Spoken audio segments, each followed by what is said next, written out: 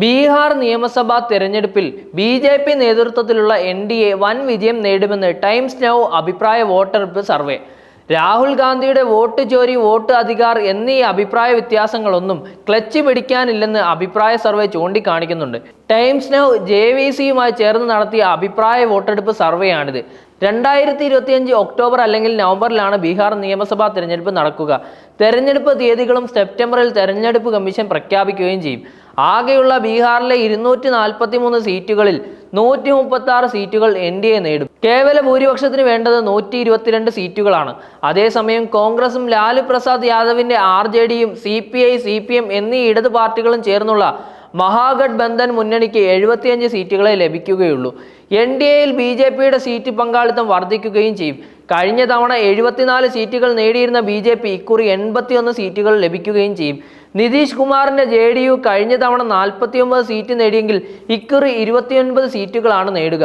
മറ്റ് 2 സീറ്റുകൾ കൂടി നേടുക വഴി 31 സീറ്റുകൾ വരെ നേടിയേക്കും. മഹാഗഠ്ബന്ധനിൽ കോൺഗ്രസ് ഇക്കുറി 10 സീറ്റേ നേടുകയുള്ളൂ. 2020 നിയമസഭാ തെരഞ്ഞെടുപ്പിൽ 10 സീറ്റുകൾ നേടിയ സ്ഥാനത്താണിത്. 2020 75 സീറ്റുകൾ നേടി RJDക്ക് ഇക്കുറി സീറ്റുകൾ 52കളായി കുറയുകയും ചെയ്യും. പ്രകാശ് കിഷോർ അത്ഭുതം സൃഷ്ടിക്കുകയും ചെയ്യും. 2024 ഒക്ടോബർ 2 ഇന്ത്യയിലെ ബീഹാറിൽ പ്രശാന്ത് കിഷോർ സ്ഥാപിച്ച ഒരു ഇന്ത്യൻ രാഷ്ട്രീയ പാർട്ടിയാണിത്. ബീഹാറിലെ ജനങ്ങളുമായി ഇടപഴകുന്നതിനും ഒരു ഭരണ രൂപരേഖ വികസിപ്പിക്കുന്നതിനുമായി കിഷോർ ആരംഭിച്ച ജൻ സൂരജ് അഭിയാൻ എന്ന ജനകീയ പ്രസ്ഥാനത്തിൽ നിന്നാണ് ഈ പാർട്ടി ഉയർന്നു വന്നിരിക്കുന്നത്. ആകെ 2 സീറ്റിൽ മത്സരിക്കുന്ന ഈ പാർട്ടി 2 സീറ്റുകളിലും വിജയിക്കുമെന്നാണ് സർവേ പറയുന്നത്.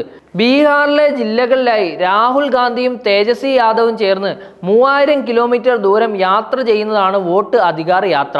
ജനങ്ങളുടെ വോട്ട് തെരഞ്ഞെടുപ്പ് കമ്മീഷൻ പല പേരുകളിൽ മോഷ്ടിച്ച് BJPക്ക് നൽകുന്നു എന്ന വ്യാജമായ പരാതിയാണ് രാഹുൽ ഗാന്ധി ഇപ്പോൾ ഉയർത്തി കാണിക്കുന്നത്. വാസ്തവത്തിൽ ബീഹാറിലെ വോട്ടർ പട്ടിക പ്രത്യേക പരിശോധനയ്ക്ക് വിധേയമാക്കിയപ്പോൾ ബംഗ്ലാദേശ് മുസ്ലിങ്ങൾ ഉൾപ്പെടെ 65 ലക്ഷത്തോളം അസാധു വോട്ടുകൾ ഉണ്ടെന്ന് കണ്ടെടുക്കുകയും ചെയ്തിരുന്നു തെരഞ്ഞെടുപ്പ് കമ്മീഷൻ. ഇതോടെയാണ് രാഹുൽ ഗാന്ധിയും തേജസ്വി യാദവും ചേർന്ന് അധികാർ യാത്ര എന്ന പേരിൽ യാത്ര തുടങ്ങിയത്. ബുള്ളറ്റിൽ രാഹുൽ ഗാന്ധിയും തേജസ്വി യാദവും അനുയായികൾക്കൊപ്പം നടത്തിയ യാത്രയ്ക്ക് ആദ്യ ദിവസത്തെ ആകർഷണം അടുത്ത ദിവസങ്ങളിൽ ഇല്ലാതാവുകയും ചെയ്തു. അഴിമതിക്കാരനായ ലാലു പ്രസാദ് യാദവിന്റെ മകനൊപ്പം ചേർന്ന് സ്വന്തം വിശ്വാസ്യത കൂടി കളയുകയാണ് രാഹുൽ ഗാന്ധി എന്ന അഭിപ്രായം ഇപ്പോൾ ജനങ്ങൾക്കിടയിൽ രൂക്ഷമാണ്. തെരഞ്ഞെടുപ്പ് കമ്മീഷൻ വോട്ട് മോഷ്ടിക്കുന്നു എന്ന ആരോപണത്തിന്മേൽ സുപ്രീം കോടതി വാദം കേട്ടുകൊണ്ടിരിക്കുകയാണ്. കേസിൽ ഇപ്പോൾ തെരഞ്ഞെടുപ്പ് കമ്മീഷന് അനുകൂലമായ പരാമർശങ്ങളാണ് സുപ്രീം കോടതിയിൽ ഉണ്ടായിക്കൊണ്ടിരിക്കുന്നത്.